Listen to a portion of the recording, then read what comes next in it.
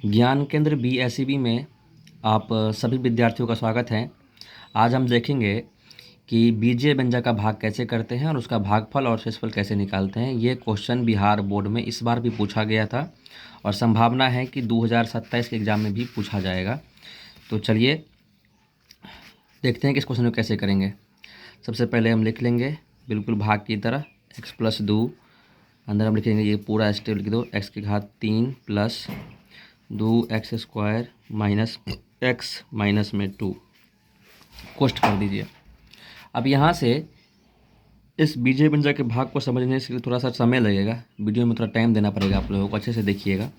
ये पहला टर्म होता है ना इसका, ये और जो इसका पहला टर्म होता है, इन दोनों को हमें इक्वल करना होता है। कहने का मतलब देखो, यहाँ x है और यहाँ x³ है, मतलब इस तरफ अगर हम x² ऐड करें, गुना करें इसमें, तो x³ उड़ जाएगा। यानी हमें भागफल की साइड जो है वो x² देना पड़ेगा, तभी हमें x² और x को गुना करने पर हमें x³ मिलेगा। हर में ऐसा ही काम करेंगे। फिर इस x² से इन दोनों को गुना करेंगे, तो पहला को गुना करेंगे तो आ जाएगा x³ और 2 से गुना करेंगे इसको तो हो जाएगा प्लस में 2x²।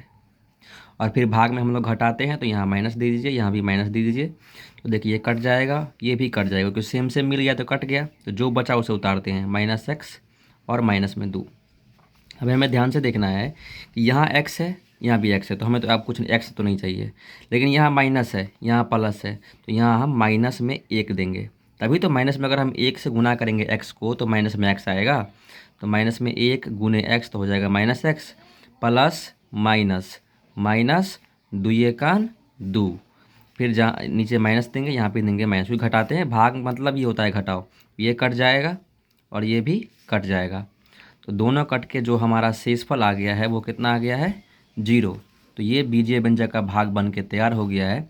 मैं एक बार दोबारा इसको रिपीट करता हूँ कि जब भी कभी ऐसा भाग आ जाए तो इसके पहला टर्म और इसके पहला टर्म को बराबर करना होता है, उसको यहाँ लिखना होता है। तो चूँकि यहाँ x था, यहाँ x³ था, तो हमें x³ चाहिए, तो हम x² से अगर हम x को गुना करेंगे तभी हमारा x³ होगा, इसलिए हमने यहाँ पे x² दे दिया।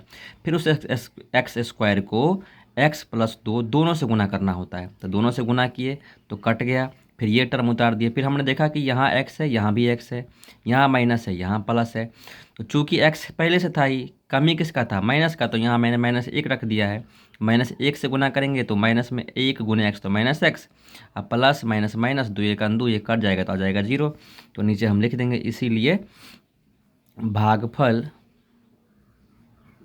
जो होगा हमारा वो x² - 1 आएगा और जो शेषफल आएगा हमारा वो आएगा हमारा 0।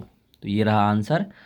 2027 के एग्ज़ाम में देखने को मिलेगा। अगर समझ में नहीं आया हो अभी भी ये भाग, तो आप लोग कमेंट कर सकते हो, मैं एक और वीडियो इस पर डाल दूँगा। इस वीडियो में बस इतना ही, मिलते हैं नेक्स्ट वीडियो में।